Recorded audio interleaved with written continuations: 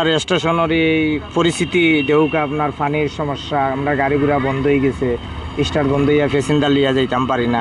খালি তো একটা রুট না, রোড আপনার ইবাইতে গিয়ে আবার তকলার গলি মুখে আমাইতাম ইবাই রাস্তা বন্ধ, চৌকা লাউয়াই মুখাই লাউয়াইও পানি আপনার রাস্তা বন্ধ, অলি গলির ভিতরে আপনার যাওয়া জানা লাউয়াইয়ের ভিতরে দিয়ে পুরো এলাকা পর্যন্ত বন্ধ।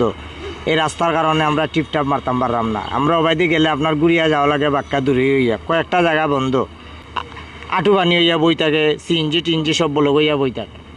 আমরা ওই যে পরিস্থিতিতে আছি, আপনারা সরকারের দৃষ্টি আকর্ষণ করি আমরা এই বার্তকলার রুটটা, লাউয়াই রুটটা, এগুলো কয়েকটা রুট যদি আপনারা ঠিক করিয়া দেন তে মানুষের আসা যাওয়া বন্ধ। আগে তো আমরা পুরান ব্রিজ দিয়ে যাইতাম, এখন পুরান ব্রিজ আপনার দিলেইছে বন্ধ করিয়া এখন সিএনজি যাওয়া লাগে রেলগেট হইয়া।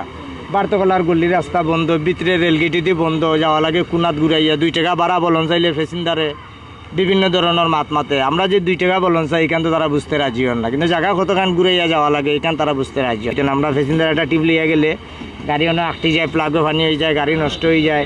বিভিন্ন গাড়ি আটটাইলা ছিল, সবটি গাড়ি ঠেলাইয়া ওয়ার্কশপে নেওয়া হয়েছে, কিছু অন্য পানি যারা হয়েছে, কিছু ইঞ্জিলে দিয়ে পানি ঢুকে গেছে। আজকে 5টা থাকি যে পানি লাগছে, এখন পর্যন্ত পানি ছাড়ছে না। এখন এই যে 2600 টাকা ভাড়া হইতো নে, আর আমরা 2জন মানুষ আছি, 2জন মানুষে খাইতাম হইতো নে, ভাড়া তো দেওয়া দূরের কথা, খানির টাকাও আজকে উঠতো না। আজ 2 বছর ধরে আমি এই পাবলিক টয়লেট ভাড়া চালাই, কিন্তু 2 বছর ধরে ওভাবে বারিশে আইলে পানি হয়ে যায়।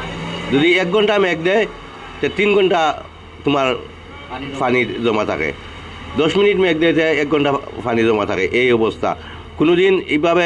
আজ রাত্রে সকাল 5টার সময় যে মেঘ দিছে, পাবলিক টয়লেটের ভিতরে ভাইয়া পানি ঢুকছে। এখন একটু কমছে, লাইলা একটু কমের, ওই যে ড্রেনটা ক্লিয়ার না থাকার কারণে পানি যায় না, পানি আটকে যায়।